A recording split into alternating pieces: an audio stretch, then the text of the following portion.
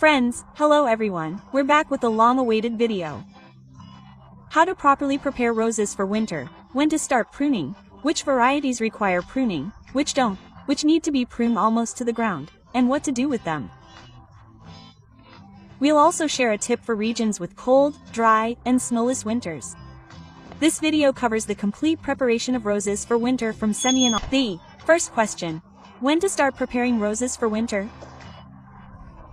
It's a good idea to base this on the heating cycle in your region, as it's turned on when the average daily temperature drops below 8 degrees Celsius and when the birch trees begin to shed their leaves naturally, and when the poplars have already completely shed their leaves. This is the perfect time to start preparing roses for winter. Each growth type has its own characteristics. Hybrid China roses require special preparation. These varieties were bred for continuous and profuse flowering. They don't have natural mechanisms to stop their sap flow or growth.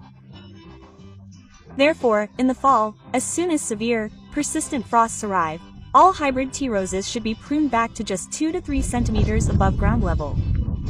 This will be enough to ensure the rose survives the winter well.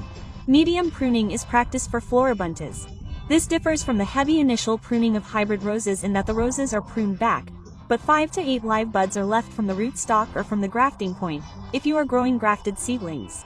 Floribundas are semi-bushy roses, semi-hybrid. They bloom for a fairly long time, blooming heavily on both the current year's shoots and those of previous years, unlike hybrid tea roses, which bloom only on new shoots. Therefore, they can be safely pruned. For Floribundas, 5 to 7 buds should be left so that they will open first the following year and form flower buds. Stems should be trimmed with sharp pruning shears at an angle, leaving just 0.5 centimeters above the first living bud. Also, don't forget about sanitary and formative pruning for Floribundas in the fall. All inward growing shoots should be removed. Nani will unsightly thicken the bush, making it appear untidy. Therefore, all such shoots should be pruned at the root, without sparing. Park, English, and New Elite rose varieties are bred for winter readiness. These roses have rosehip roots, so preparing them for winter is much easier than for hybrid tea roses and Floribundas. It's enough to prune young basil shoots, also known as wenches. These are soft, bend easily, and are easily damaged by frost. If buds remain on them, these roses can still bloom as cut roses. Therefore, young shoots can be pruned quite short, leaving 5 to 6 buds above the grafting point. These are typically tall shoots. They will still have time to bloom if they are collected as bouquet roses. With classic and English park roses, only the tips of the unripe shoots can be pruned. These are easy to identify on the plant. They look red, crimson, or perhaps slightly brown. The mature part of the shoot appears dark green. Leave 5 to 6 centimeters below the transition point from the unripe to the mature part and prune in the same way as Floribundas, making an oblique cut half a centimeter above a living bud. Canadian park roses are climbing roses. Canadian roses are like cultivated wild roses. These roses have natural conditions for preparing for winter. They even produce berries. After the flowers fade, the buds fall off, and a berry forms in their place. This berry is essentially a rosehip, but in this case, it's a Canadian rose. These roses don't require any preparation for winter. They don't need to be defoliated or stemmed. They will overwinter easily as is, as long as your region has a snow depth of more than 30 centimeters. If there's no snow cover during the winter, they can be covered with a light, air-dry covering. Otherwise, Canadian roses don't require winter cover. General steps for preparing roses for winter. Regardless of the growth type, all grafted roses should be earthed up so that the grafting point, exposed over the summer, is buried at least 5 centimeters deep. Don't skimp on soil. You can add neutral peat moss, but avoid sawdust and sand. Sawdust retains a lot of water and can mechanically damage your rose. When water freezes in winter, it begins to expand and breaks the branches of your rose. Be sure to loosen the soil around your roses within a half-meter diameter from the center of the bush. If they are vigorous park or climbing roses, you need to loosen the soil up to a meter around your plant to ensure the soil is well aerated. This way, your soil will be well saturated with moisture and autumn precipitation, and then it will freeze for much longer. The rose will have more time to accumulate sugars and lipids, that is, fats, in its roots to help it survive the winter. In the spring, well-hydrated soil will thaw longer. This is also important for us, so that the root system above the upper shoots begins to awaken for the first time.